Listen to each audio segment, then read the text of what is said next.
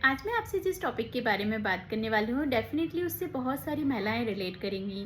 जैसे कि हम जानते हैं कि विंटर का सीज़न आ गया है और विंटर के सीज़न में जब भी हम देखते हैं अपने आप को तो कुछ चेंजेस तो ज़रूर हमारे बॉडी में महसूस होते हैं।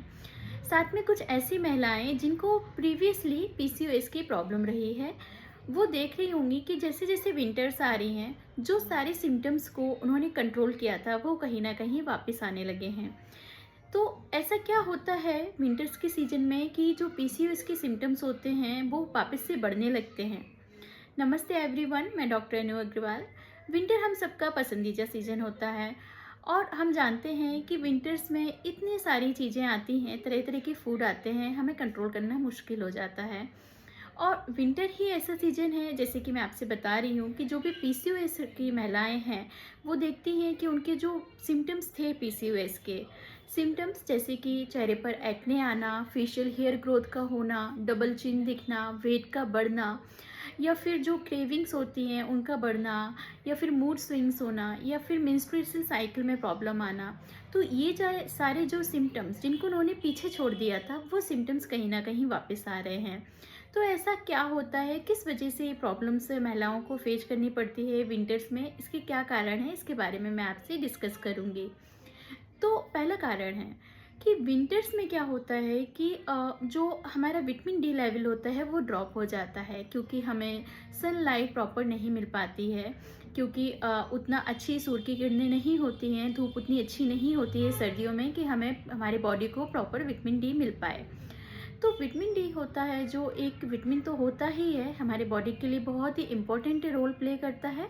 साथ में एक बहुत अच्छा हार्मोन होता है जो कि इंसुलिन हार्मोन्स जो होते हैं बॉडी में, जो सिक्रीट होने वाले इंसुलिन हार्मोन होते हैं, उनको भी कंट्रोल करता है। तो विंटर्स के समय पीसीओएस के जो सिम्टम्स होते हैं उनका सेकंड कारण ये होता है कि जो हमारे बॉडी का कॉर्टिसोल लेवल होता है, यानी कि जो हमारे बॉडी का स्ट्रेस हार्मोन होता है जिसका नाम होता है कॉर्टिसोल, वो बढ़ने लगता है।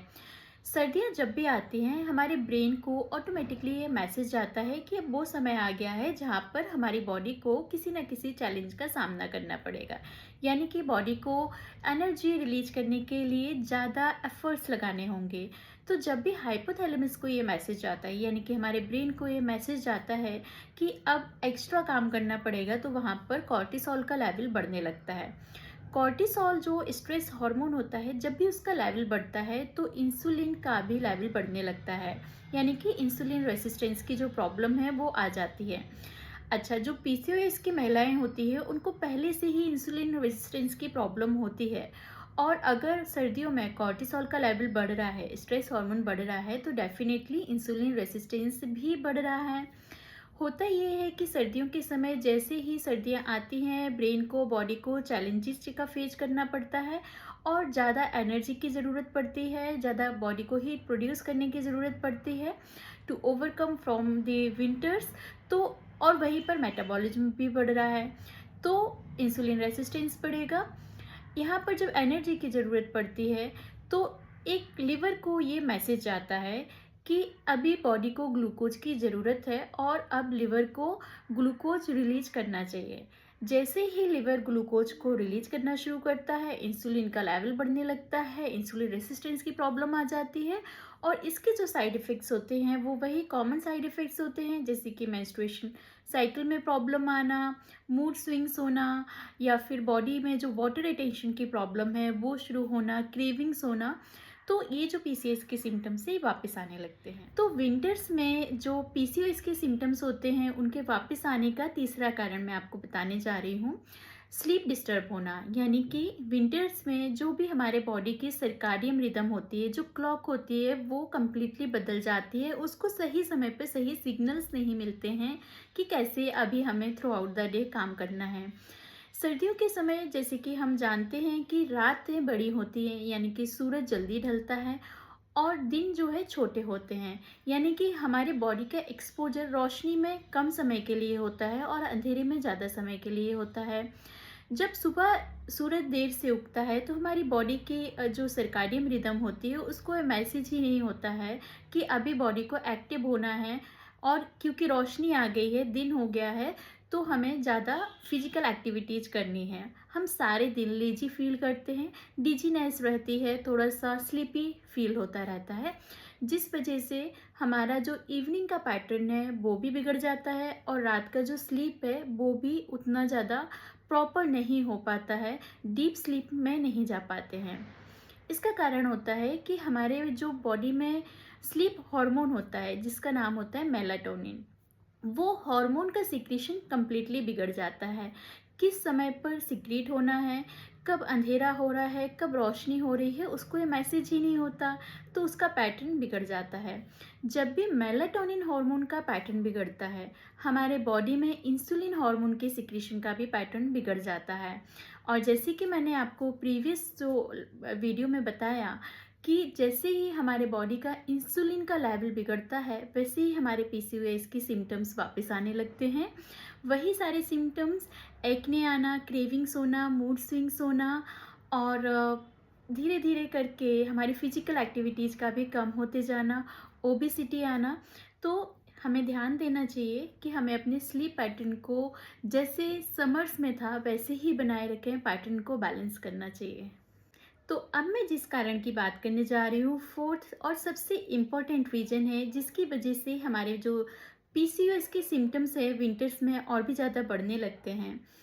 देखिए, इस बात से मैं भी एग्री करती हूँ एंड आई नो आप सब भी एग्री करेंगे और जानते भी हैं कि जब भी हम सेडेंटरी लाइफस्टाइल की ओर जाते हैं या हम अपनी फिजिकल एक्टिविटीज़ को कम कर देते हैं, तो हमारी बॉडी में तरह तरह के चेंजेस आने लगते हैं और वो हमारे लिए चैलेंज बन जाते हैं। हमारी बॉडी में बहुत सारी बीमारियां होने लगती हैं और वो बीमारियां हार्मोनल चेंजेस की वजह से होती हैं, हमारे बॉडी की जो मेटाबॉलिज्म है उससे रिलेटेड होती हैं। उसी में से एक बीमारी होती है या एक सिम्टम होता है जिसको हम कहते हैं पीसीओएस। देखिए, सर्दियों के समय में बहुत कॉमन है कि हमारी फिजिकल एक्टिविटीज़ बहुत ज़्यादा कम हो जाती हैं। हम जानते हैं कि सर्दियों में बाहर का तापमान जो होता है वो गिर जाता है। बाहर का तापमान जब भी गिरता है, हमारे शरीर में जो नेचुरल टेंडेंसी होती है वो ये होती है कि रेस्टिंग मोड में हमारा शरीर चला जाता है।